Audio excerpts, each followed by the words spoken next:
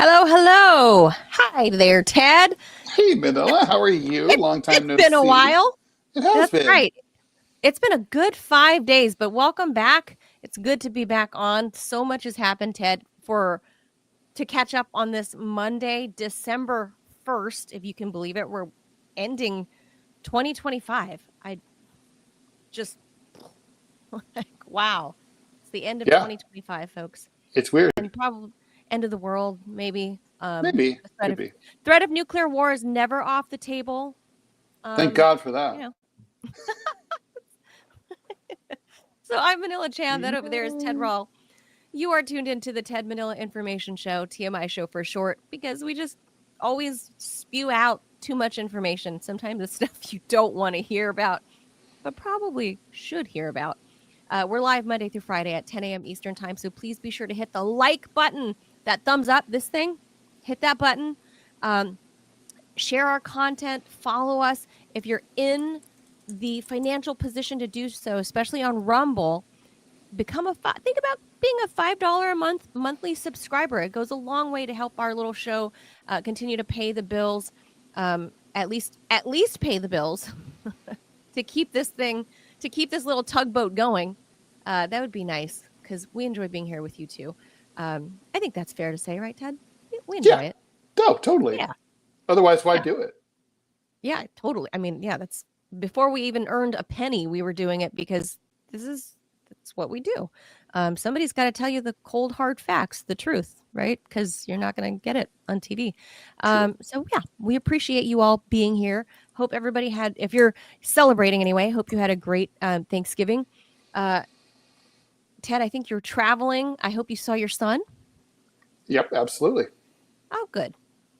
I had a big family here at the house. I hosted, and as predicted, Ted, even though everybody complimented the turkey, and I'm not, people know not to bullshit me, and I'm happy with the way the turkey turned out, but nobody fucking likes turkey. I know. I fucking hate turkey. People who are like, I love turkey. If you loved turkey, then why aren't you eating it all year long? It's not illegal. Right. It's not like eggnog. Turkey. Like, I love eggnog, but you can't get eggnog in February, which is good because I'm like addicted to it. Really? But like, it's like, it's like crazy. I could just like drink gallons of eggnog and grow to fantastic size. Like it's a problem. Those I've been thinking about this. Eggnog and popcorn. There's no limit to the amount of popcorn I could eat in one sitting. I could eat like 3 giant buckets of popcorn. 4, 5. I could just keep going and then like feel gross. So you would be one of those people that likes the gift of those big tins of the like 3 kinds of popcorn: the cheddar, the regular salted butter, and the caramel? No, because I only like buttered salted popcorn. Oh, okay. I don't want the caramel. Cheap. Don't want it. You don't like Cracker Jack and stuff like that? See? No, it's too sticky. Really?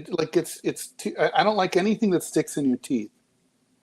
Huh. I like popcorn, but I couldn't sit there and eat whole tubs. But the turkey thing. But turkey's not like people say they like turkey, and I'm like, but you could, like I said, you can go into a deli and get sandwich with turkey. Yeah, you want. But people don't really. You can talk to people who run delis. They'll tell you. Turkey's like not that popular. No, it's way overrated as like a whole meal. Like So I will tell you, after spending like 6 or 7 hours like basting that fucking thing and breaking my back and pulling open a 350-degree hot oven every 30 minutes to baste it. Not worth it. I remember why I hate it. Even though it turned out good, it's not worth it because I agree. I was like, it turned out good. I'm happy with it. But would I feel better mashing like a really good lasagna or something? Fuck yeah. Probably. Yeah, you would. Or spaghetti and meatballs, or a fucking steak, or anything. Oh yeah, like maybe prime rib. Yeah. Like, why are we doing fucking prime rib Thanksgiving? New York strip? Are you kidding? You're gonna go crazy for that. Yeah. Of course. Like if you're gonna go all out for a big meal, why make it this big, ugly fucking bird that takes forever to cook, and no one ever really likes it. Yeah, makes no sense. I think next year I'll splurge maybe on prime rib, because that's a treat. Or, the traditional alternative for people who go that way is ham, and I definitely prefer ham to turkey. Wouldn't that be more like Easter or even Christmas, like a spiral ham at Christmas? Yeah. Well, we have stories to do, so we had a lot of shit happened over the weekend. So anyway, 5 days. Plus, I know a lot to catch up on, but we dwindled it down to 4. Well, really. Couple news topics and a couple evergreens that I think social things that we should talk about. So we'll hop to it. I heard you and Robbie talking about this on Deprogram, and welcome to all the deprogrammers. So we'll kind of piggyback off of the DC Natty Guard shooting and the whole immigration conversation. So let's hop to it. All right. So as I said, we're just gonna get you up to speed. I'm sure the whole world has heard about this at this point. So that chilling ambush, not too far from the White House, actually very close, steps away from the old Sputnik radio station where Ted and I both worked. Yeah, very close. I mean, steps, like literally, like you can walk to where you could walk on your hands and knees, like right there. Yeah, and be fine. It's right there. So I know exactly where this was. That ambush on November 26, 2025, claimed the life of 20-year-old Sarah Beckstrom, a member of the West Virginia National Guard, and critically wounded another member, 24-year-old Andrew Wolfe. So 2 very, very young people. Wolfe is fighting for his life right now. Authorities have arrested 29-year-old Afghan national Rahmanullah Lakanwal, who allegedly carried out that shooting in a brazen midday attack. Prosecutors have upgraded charges against him to first-degree murder, with additional counts including assault with intent to kill. The FBI is investigating that incident as a potential act of terror. Beckstrom and Wolfe had only recently joined a D.C. deployment under President Trump's crime emergency initiative to assist local law enforcement, being deployed to Washington, D.C. On Wednesday afternoon, as the pair patrolled near the Farragut West metro station, they came under fire in what prosecutors described as a targeted ambush. Beckstrom's death, announced by Trump on Thanksgiving evening, was met with grief and outrage across her West Virginia home community. West Virginia Governor Patrick Morrisey ordered flags flown at half staff while hundreds gathered for vigils and memorial services praising her character and sacrifice. The suspect, Lakanwal, arrived in the U.S. in 2021 under a refugee resettlement program for Afghans post-withdrawal. You guys remember that, the whole thing with the big airplanes leaving leaving Bagram, was it? And people hanging on to the wheels and tie, just crazy. So prompting the Trump administration to immediately halt asylum processing and Afghan visa issuance. The tragedy has intensified a broader political debate over refugee vetting and national security during a period of heightened Guard deployment in multiple cities. In the wake of the shooting, officials announced plans to strengthen cooperation between Guard troops and local police officers while on D.C. Metro patrol. Meanwhile, Defense Secretary Pete Hegseth pledged to send 500 more Guard units to the district, even as critics warn the open-ended mission blurs the line between military and law enforcement roles, a long-standing legal and constitutional concern. As investigators continue to probe the motive and possible terrorism ties, the nation is left grappling with 2 harsh truths. Even in a city under heavy military patrol, American soldiers are not immune, and one rogue immigrant's violence is triggering a sweeping crackdown that many may feel. So, Ted, at first there was all kinds of mixed information about the young woman that died, Sarah Beckstrom. Yeah, well, she was reported alive, then dead, then alive again, then dead again. Then it was reported that she was an orphan. Then she was reported to not be an orphan. Then it was reported that only her dad was alive and that her mom had died. So that part's still not clear, but I do know that her dad for sure is still alive because he's now speaking out.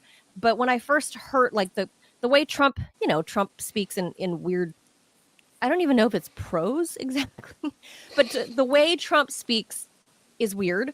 And when he gave remarks about announcing her death, he said that she's with her parents now.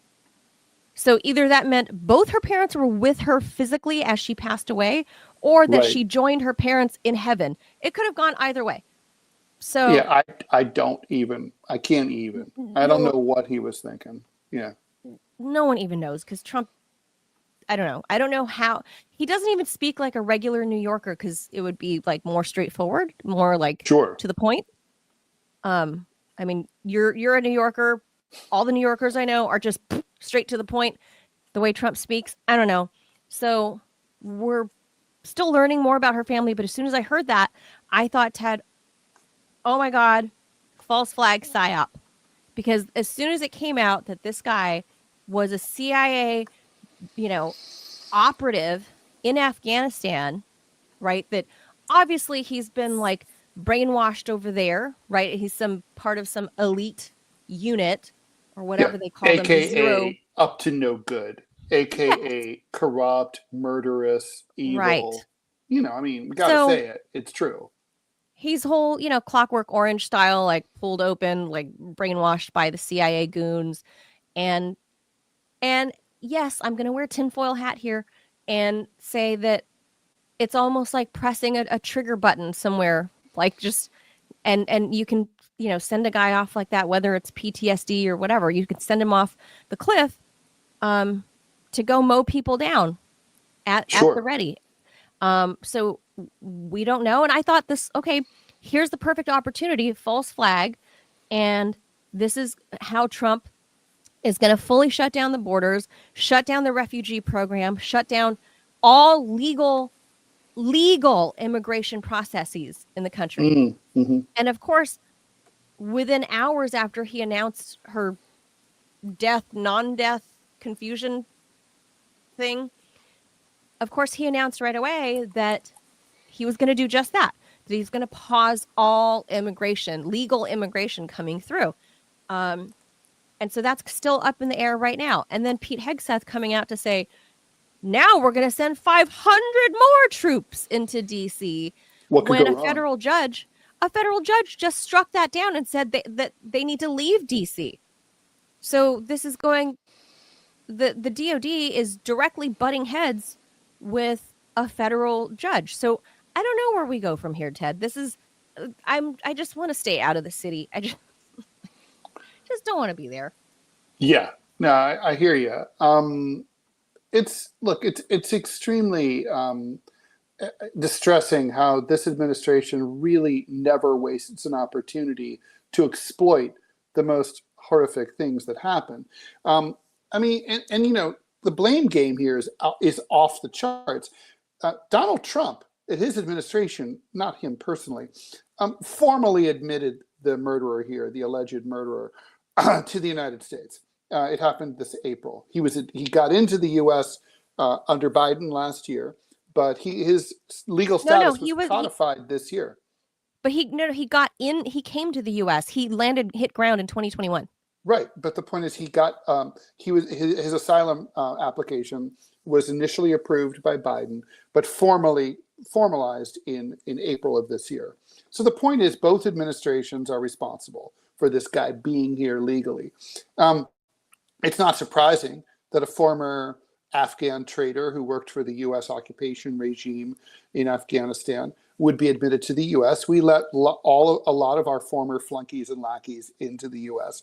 I think, as usual, we're missing the point here, which is what seems to have happened here is that a guy who saw and did terrible things in war and in occupation snapped, lost his mind, and then apparently his commanding officer died recently, and apparently he plunged into depression, and that's what triggered this incident. It doesn't appear to have been particularly political. It just manifested in a political way. So again, what we really seem to be dealing with here is PTSD, and it hasn't been addressed. Oh, for sure. There's so many layers to all of this, but I knew right away when that news broke that whether it was a false flag attack or whether it was just an opportune one, that the Trump administration was going to move immediately to stop all legal immigration. And of course, Robbie's giving me the background, the thumbs up in the background, even legal ones, which, you know, that in and of itself is a whole show, Ted, that we can talk about, like the pros and cons of even legal immigration. But sure, that's for another day. Maybe a Rumble Premium. We can talk about that, because there have been historical pauses that the U.S. has had.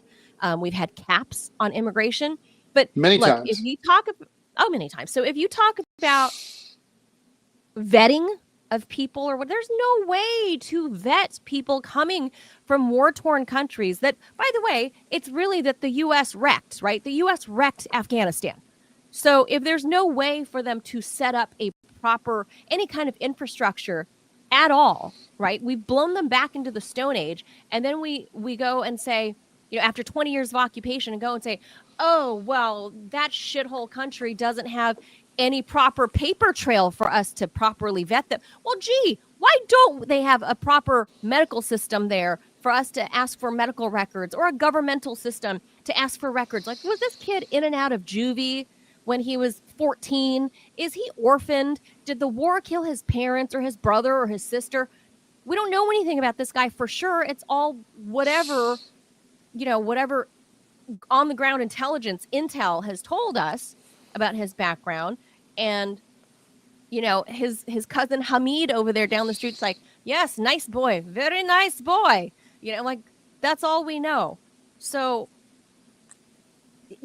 I would say if we don't have more military adventurism, guys like him wouldn't be here in this country under a refugee. They wouldn't need to be refugees. Well, and there's a question: to what extent does the United States, as an occupying power, have a responsibility for its goons, lackeys, and thugs that once our adventure and our occupation ends and we run away with our tail between our legs, do we owe these people? Sometimes we cut them loose. You're Laotian, you know this story. It's like, it's like, we did allow some to come here, but not very many. And we didn't take care of most of them. To say the least, right? Basically, I don't know. I also think it's also funny that the idea, like, well, someone has a leg up because they're a military veteran, especially a military veteran who worked in an elite unit. To me, that makes them more dangerous. Let's say the quiet part out loud. A disproportionately high number of mass shootings and acts like this have been carried out by veterans of the U.S. or other aligned armed forces. These are people who are familiar with guns. They have PTSD. They lose their fucking minds, and they're dangerous. The average schmo, like Venezuelan fisherman, is a far less dangerous to the American. You'd have a better shot at them integrating into American society and not causing trouble than a veteran, And I know people are like, they appreciate veterans and their service and all that. But the fact is, veterans be dangerous.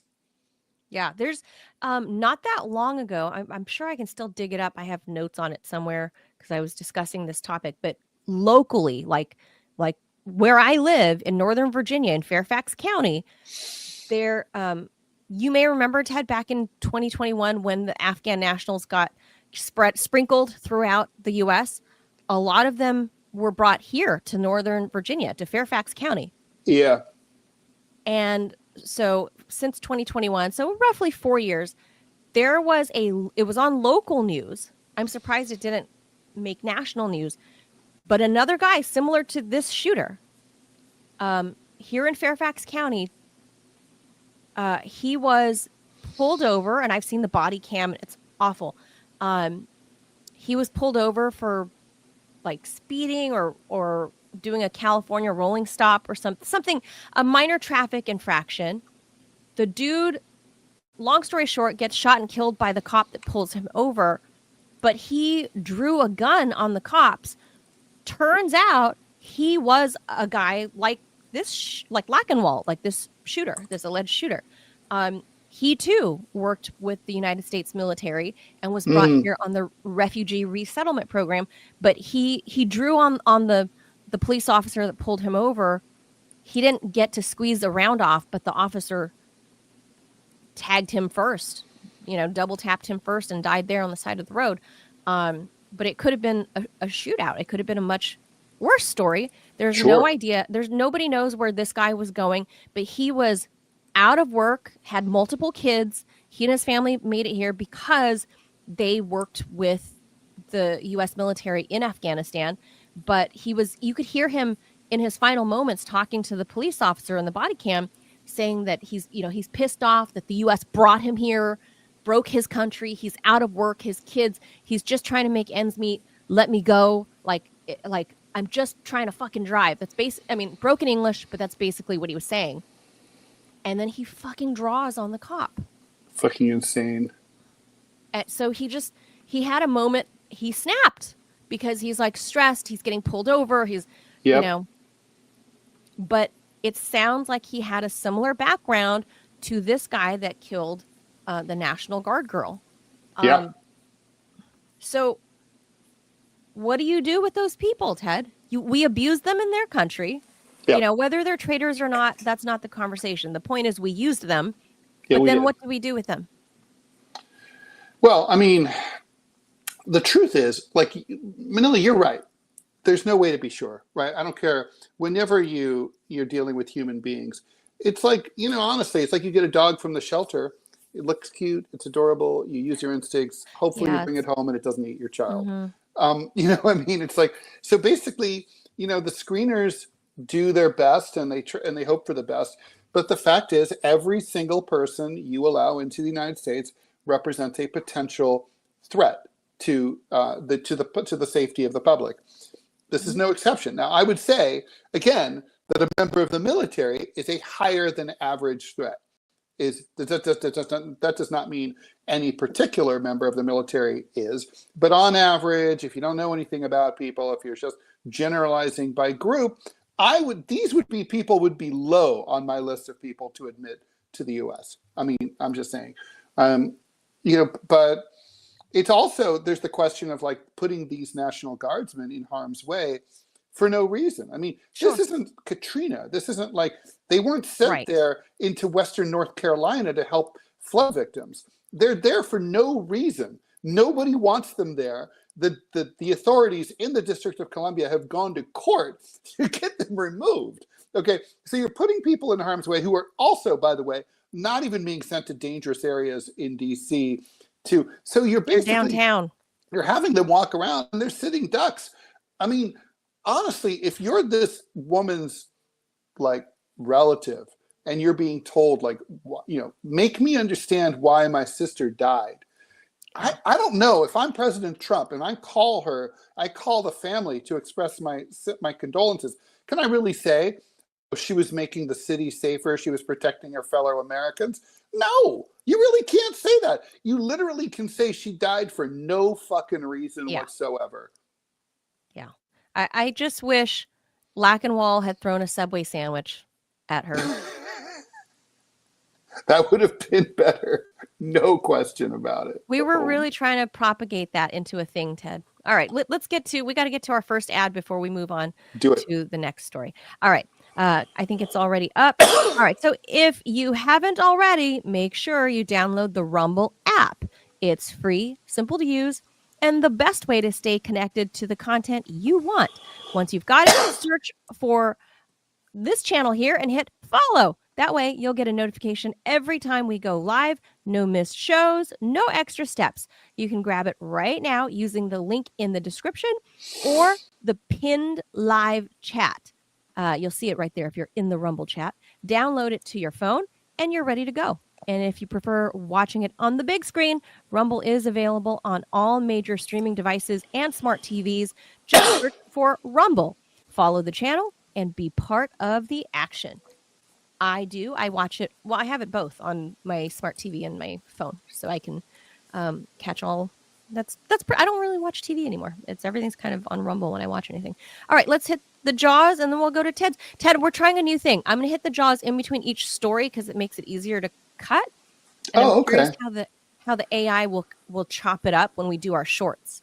So I think it might be easier. So we're going to try that. Although we're going to be doing fewer shorts, but we'll be talking. That's part of the topic that we'll be talking to Robbie about after the show. Okay, let's hit the jaws. In a stunning political gambit, Israeli Prime Minister and war criminal Benjamin Netanyahu has asked President Isaac Herzog for a full pardon in his long-running corruption trial, even though the trial is still going on. Legal experts say the move is unprecedented. Critics say it's a direct threat to the rule of law, and even President Herzog himself called it extraordinary. The request came 2 weeks after Trump sent Herzog a letter urging him to end the trial right away so that he and Bibi could hang out and continue advancing shared interests like bowling and billiards. Netanyahu seized on that endorsement, arguing that the demands of wartime leadership make it, is it really a war if you just bomb people, civilian people who are not shooting back at you? Is that a war, really? But anyway, it's a turkey shoot, really. Make it impossible for him to appear in court 3 times a week. He's too busy. It's too busy. I'm too busy genociding. I can't come to court 3 times a week. But dude, you could genocide by cell phone. Anyway, ending the trial, he claims, would heal divisions in Israel after 2 years of war. Few people are buying it. Netanyahu's been on trial for bribery, fraud, and breach of trust.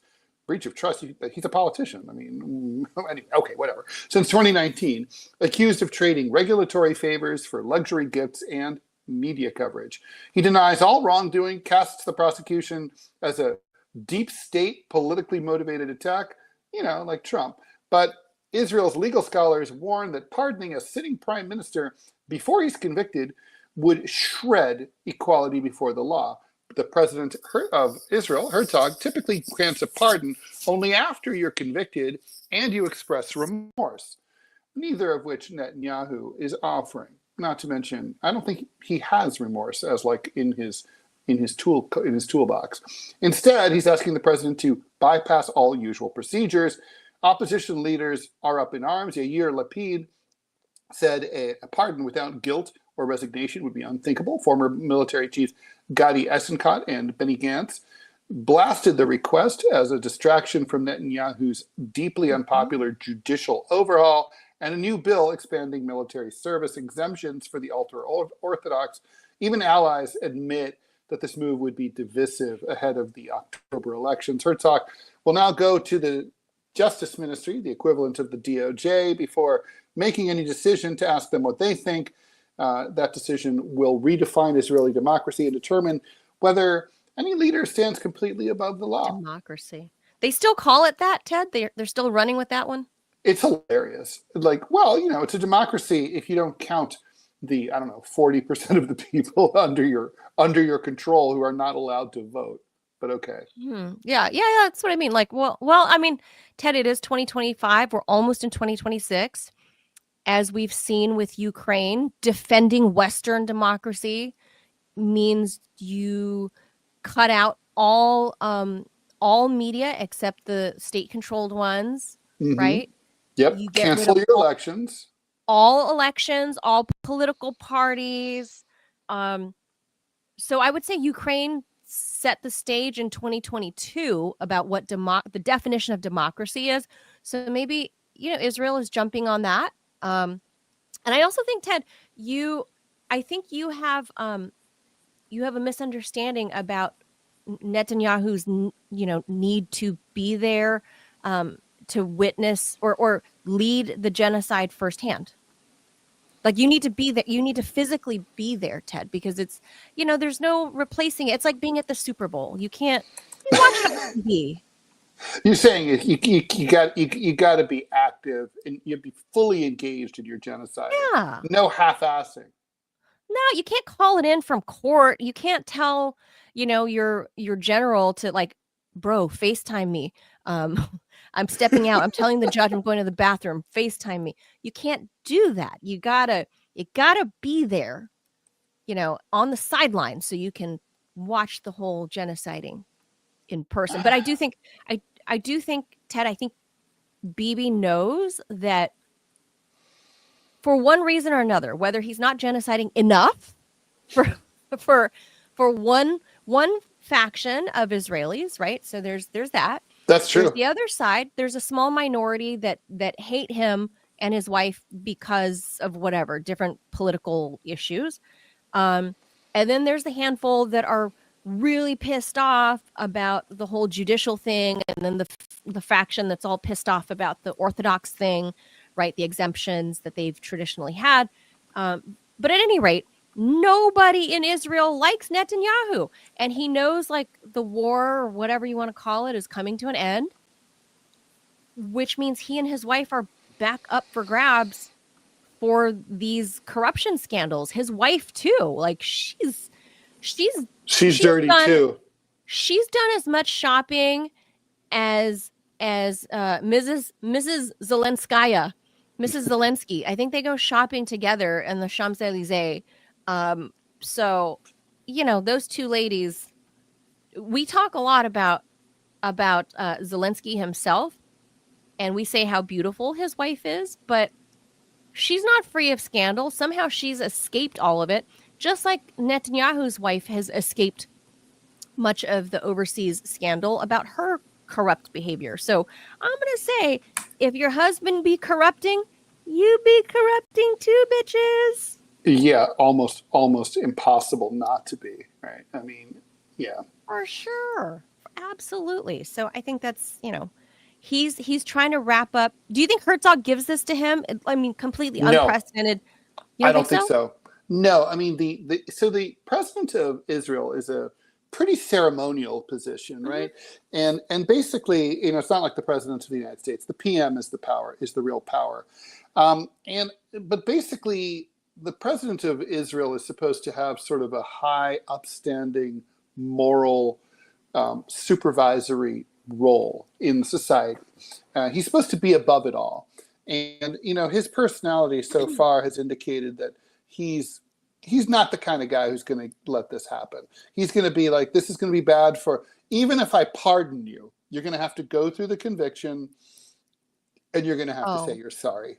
You know, you're going to have, otherwise I'm not going to stop your trial. Bibi's asking for a pre-pardon like Biden was doing. He's literally asking for the trial to stop before he's convicted. Right. To me, that indicates that he thinks he's going to be convicted. He and his attorneys must not think it's going well. My brain did not even process. I read it, but my brain didn't process it. You're right. This is like Biden pre-pardoning Hunter. Yeah, it's exactly like that. Yeah, because you don't want discovery to happen and have all the dirt come out. Well, and more to the point is you're hoping not to have that conviction on your record, right? So it's like better, you know, and I mean, think about how, by the way, just parenthetically, how busy we are, that like the Fani Willis stuff went away over the weekend and we didn't even talk about it. Well, there's so much. Like like Trump is that's not a pardon though. Trump is. But think about how many hours we spent talking about fucking Fani Willis. Yeah, but it's more fun talking about her with her Alizé and Grey Goose parties with her married lover and whatever. I don't think she's married. I think he was married though. I think, right? I think that was the case. But anyway. She wasn't. He was, he's the, well, I guess he was technically married. He was married on paper, but, you know, they hadn't been together for many years. Oh, well, that's okay. I don't know. I didn't know it's that not part. Really like cheating. You know what I mean? Oh, that's not, no, that's, well, it wasn't that douchey. It was only douchey in the corrupt way and not in like a moral, that kind of moral. The thing was pretty douchey though. That's douchey in a different kind of douchey. I don't mean like she's a homewrecker douchey. No, at least she's not a homewrecker. So, okay. Fani Willis, please accept my apology. I called you a homewrecker. You are not a homewrecker. She's a financial skank, not a. Yeah. Please accept my holiday apology. You are not a homewrecker. I'm sorry I called you a whore. I'm sorry. My bad. Okay. See, you could be pardoned. You've expressed remorse. Yeah, I because I'm not a narcissist, Ted. I'm not like Netanyahu over here, like not, you know. And before we move on and hit the jaws again, big shout out to our buddy Ray in the Rumble chat for the donation. Ray is always super generous. Ray shares his He gives like free memberships every month. Like he's super We generous. love Thank Ray, you so much, and Ray. we need We Ray. do love Ray. Most appreciated, Ray. And to Sir Bikes a Lot for that donation. And Sir Bikes a Lot says, James Lee 5149 said that there was a Google search for the DC shooter name before the shooting. The same with Charlie Kirk's shooter. I don't know how to explain. I'm not an algorithm pro, obviously. I'm not a tech pro, but I have heard about how do you explain people searching an event before it happens, which lends credence to my tinfoil hat theory. Well, if that's true. I mean, these reports usually turn out not to be true. Like, for example, all the Jews left the World Trade Center before 9/11. Like, there were no Jews working there. I've heard that a million times. That's just not true. Or, no one's ever seen, metal burn in a building. Yeah, that's not true. I mean, the point is you hear a lot of stuff like that. Yeah, I'd have to see, I would need to see Google itself publish its data analytics of top searches, let's say 24 hours before the DC guard shooting. Yeah. I would have to see that would be fucking fascinating if true. Right. If true. Yeah. But I would need to see it from the horse's mouth. And I would reserve 1% skepticism because, as we know from the Twitter files a couple of years ago, that big tech colludes with big government. So I would reserve a little bit of skepticism still, but I would feel better.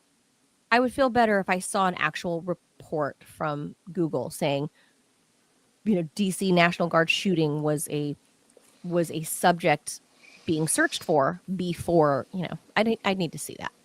But for sure. It's possible. I heard that about the Charlie Kirk thing too. So I'd like to see the reports, but I don't think Google's going to give that to us. All right, Jaws it. All right, here's one that creeps me out, Ted. Okay, so a Missouri magician and molecular biologist. Ladies, pay attention. They're out there. A magician and molecular biologist just learned the hard way that turning yourself into a human cyborg is all fun and games until you forget the password. Z Teng Wang, known by his stage name as Z the Mentalist, implanted an RFID chip between his thumb and forefinger. So right here in that squishy region. As one does. He implanted an RFID chip there so he could pull off a slick, futuristic magic trick. At first, it held a Bitcoin address. Later, he rewrote it to point to a meme. It's like you could put your phone over it and he could, oh, look at that. So lame. Then the meme link went dead. Then he had to update it, Ted. Because it wasn't his own meme. It was somebody else's meme.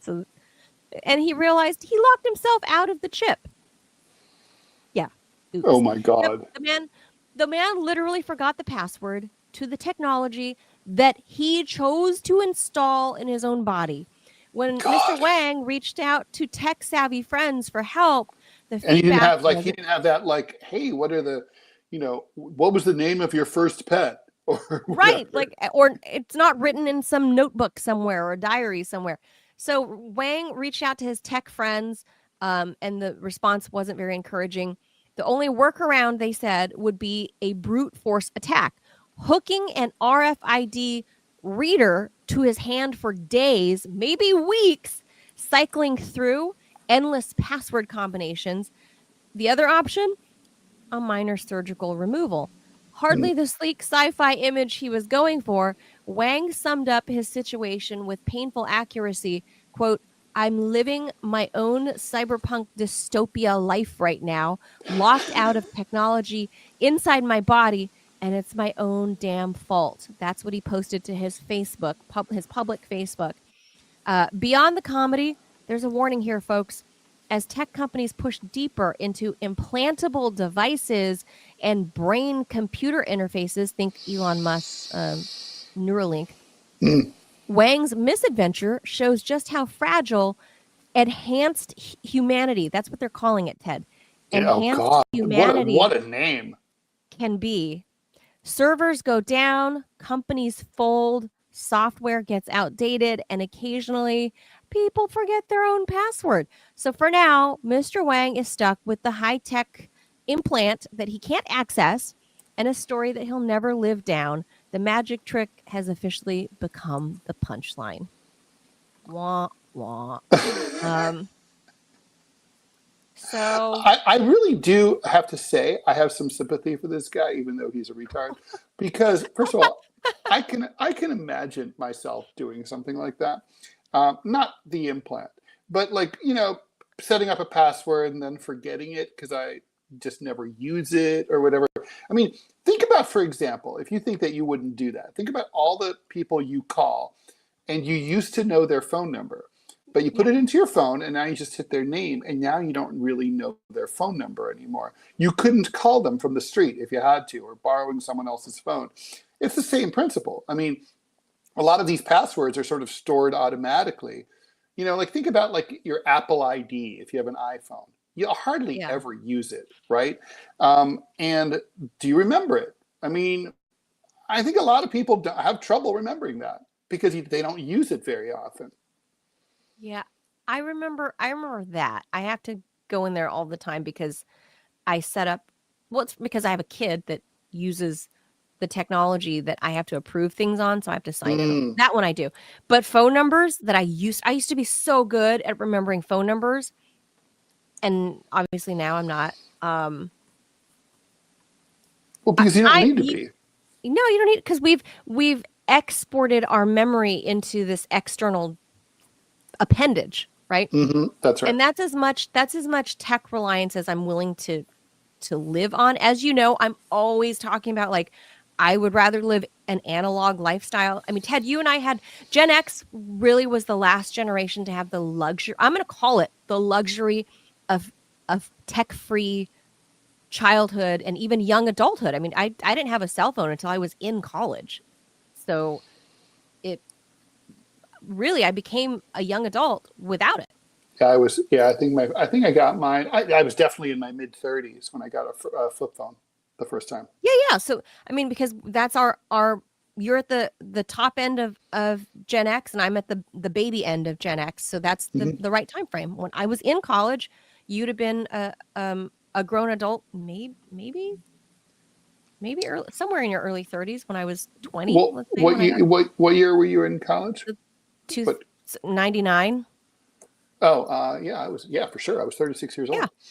Yeah. But I didn't get, I think, my first flip phone until like 2000, maybe, right? Like there was, and I think it was the late 90s for me. So yeah, that makes sense.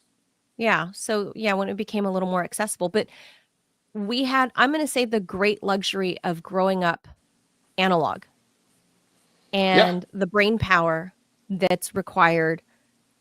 And I think it's a good thing to have the brain power required to live analog, right? Like people remembered street addresses, how to get to places, because otherwise I don't know if you guys use this on the East Coast, but we used on the West Coast, the big book, the Thomas Guide. It's like maps. No, we had Hagstrom's. Hankstrom's? I don't know. Hagstrom. Yeah, Thomas Guide for the West Coast.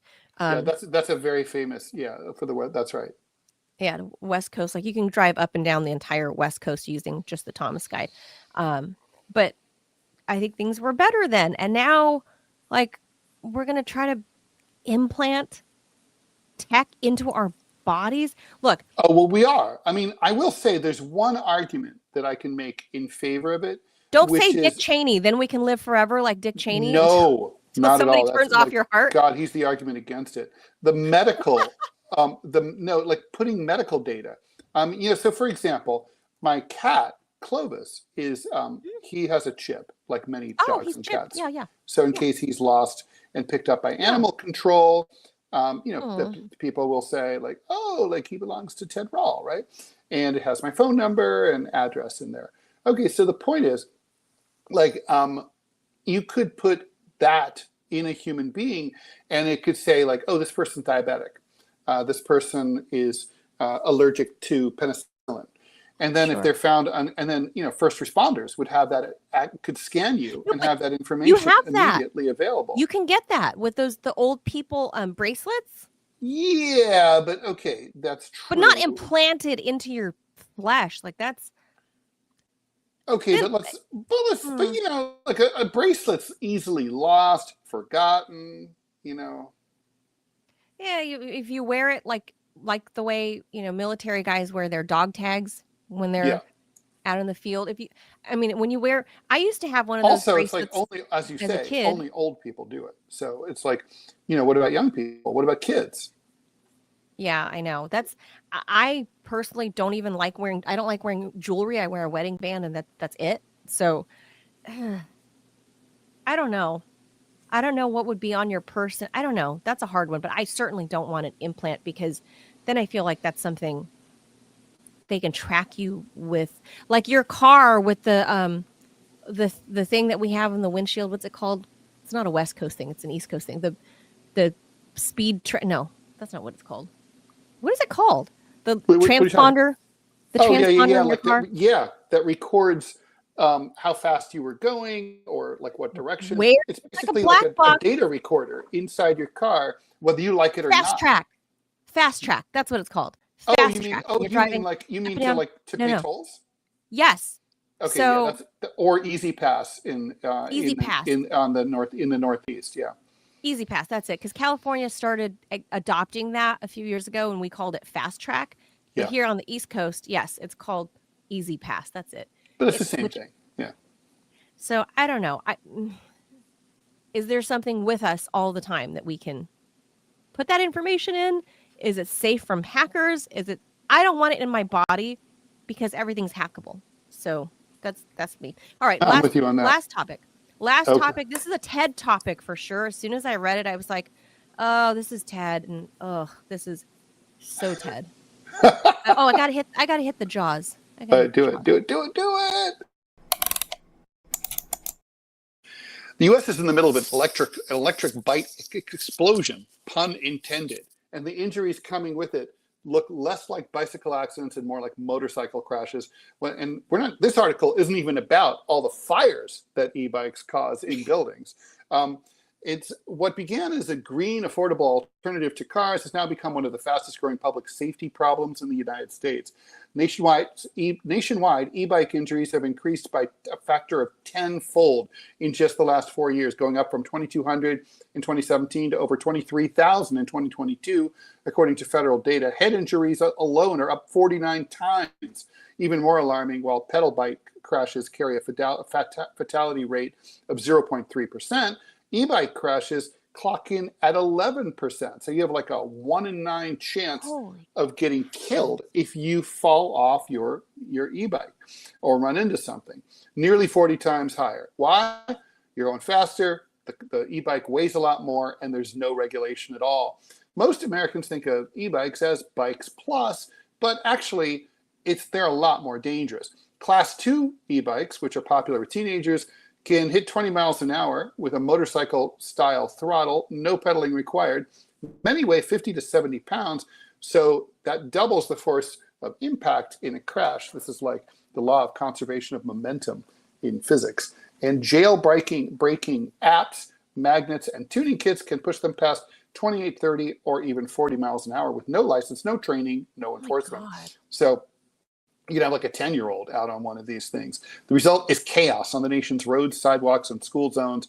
Cops report kids weaving through traffic, running red lights, riding double, and treating e-motos, which are illegal high-powered machines that are hidden and look like, tricked out like regular e-bikes, as toys. States have scrambled to figure out what to do about it. Some cities are banning e-bikes from parks.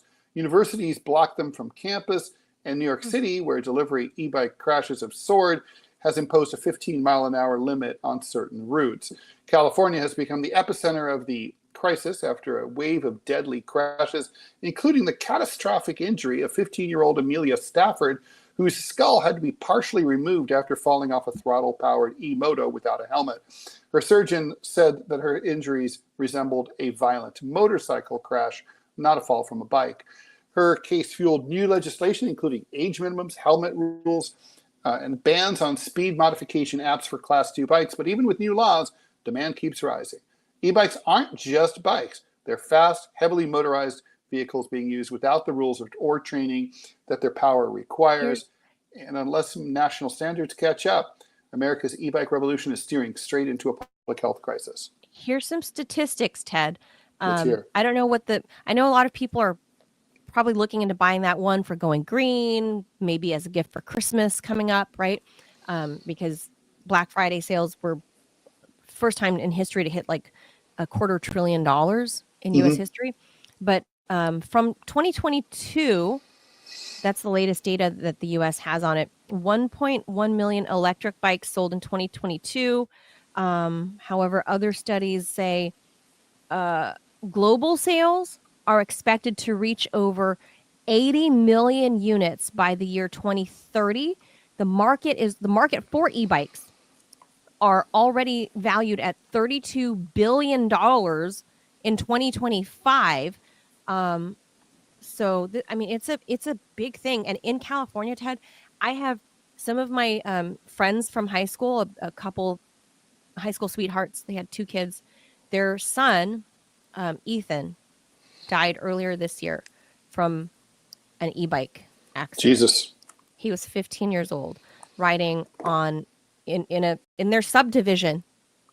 So I don't know if I don't want to ask the details of how this happened. These are people I grew up with who I know very well. But their 15-year-old son there was a car that hit him, but I don't know the details of, was he goofing around? I mean, he's 15, right? Yeah, I mean, people always assume that, but you never know. Look, I had a friend, we were both 15 years old, and he was riding a moped, and some asshole ran a stop sign and just ran over him. Part of it is that people don't expect to see you. One counterfactual, I was curious about it when I didn't find this in the article. I'm just wondering, so speed differential is a problem also on the nation's roads. And so as a bicyclist, I've often thought I feel safer merging into traffic on an e-bike than I do on my regular bike. I'm an avid biker because let's say I get into traffic and I'm going on an e-bike, I can easily go 25 or 30. Well, nothing's coming up behind me dying to pass. Like, in other words, no one's coming up at 50 miles an hour, slamming on the brakes, or basically coming too close to me. I can take over the lane and basically I become like a car. I can merge in with traffic, and I'm not people aren't coming up on me. You see what I'm saying? If I'm going 10 miles an hour on my regular bike, someone comes up behind me going 40, they're going to be really anxious to pass me. I can't take over. So they usually, most people who drive are assholes. They don't want to cross the double yellow line, even if nothing's coming the other way around.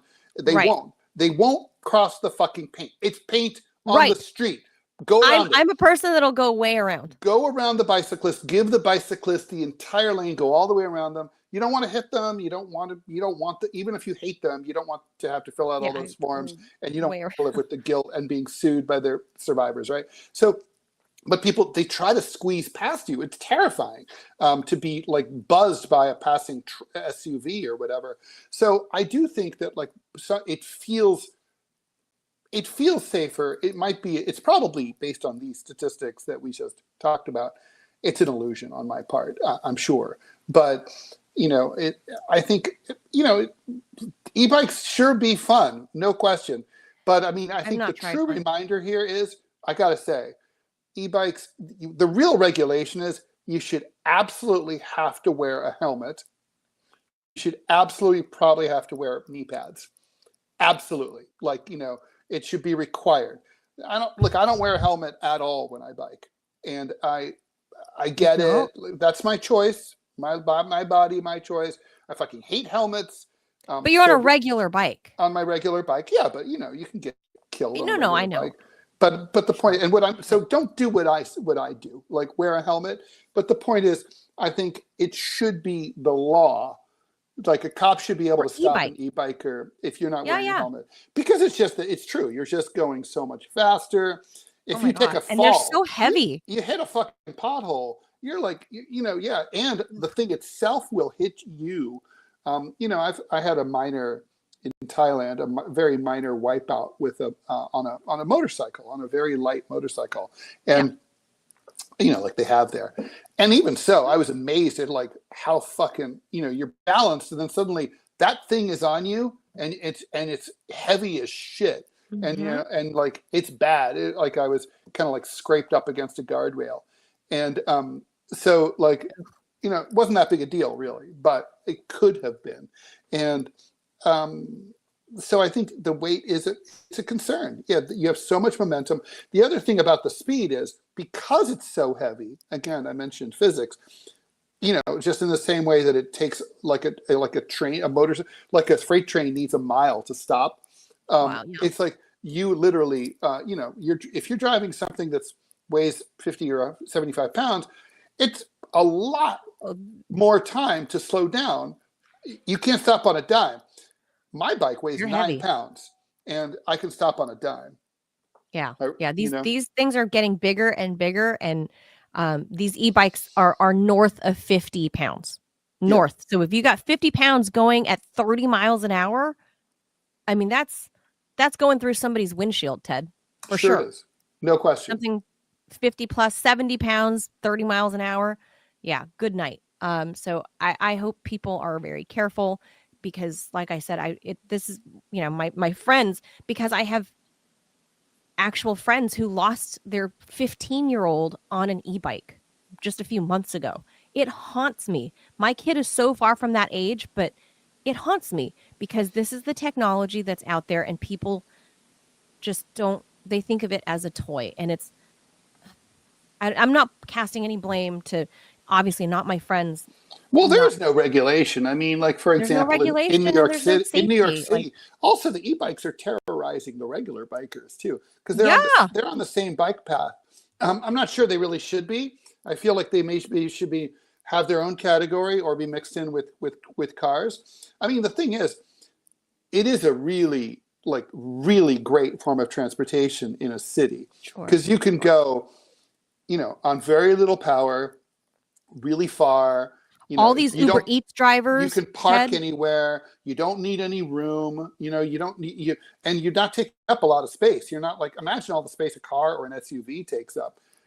Especially in New York City, right? Like all the food delivery guys. Traffic's not an issue for you. They are upgrading to everywhere. These e-bikes, so you're going to see a lot more food delivery. Oh, they're all on them already. Yeah, all of them. Yeah, because it beats bicycling to bring you the Uber Eats or whatever, DoorDash or whatever. So anyway, that's that. All right, we're going to end that right there. Robbie, do we have another ad that we have to get to at all before we say goodbye? There is no new ad, but I'm glad that you popped me on because Rumble, they've added a new requirement for the creator program. So we have to do at least 5 raids a month. So I have a question for y'all. Do y'all want me to just raid a random channel, or do y'all want to save those for whenever Putinbot Gaming is going live after TMI? Putinbot. Yeah. We gotta support Putinbot. We gotta support our own, Robbie. Yeah. So yes, you guys heard there. Okay. Let's figure out how that's gonna work. Keep it in the family always. Yeah, we're gonna try to keep the riches in the family. There is no ad, so we are good. Okay, just so the viewers understand, if you get raided into we have to do 5 raids per month. This is only true about Rumble. Yeah, this is only true on Rumble. That's what's happening. Robbie has informed us. So in the future, please understand that if you stick around just a minute or two till the raid happens, that really helps us reach our metrics, or else we get kicked out of the program. Yeah, and also helps. True. It also helps the creator that you raid, because I'm glad about this, because it's a way to kind of force people to cross-pollinate, which is awesome. Yeah, and you get exposed to new stuff. So even if you don't stay for their whole program, at least stay for the raid for a moment, and it helps both parties. So And if thank you do, please comment, say hello, drop dead, you're a Yes. racist, whatever. It doesn't matter, Like, because they You track the racist comments. redneck, Robbie. Yes. Just Thanks, everybody. all right. Bye, guys. Bye, y'all. See you guys tomorrow. Bye. Bye.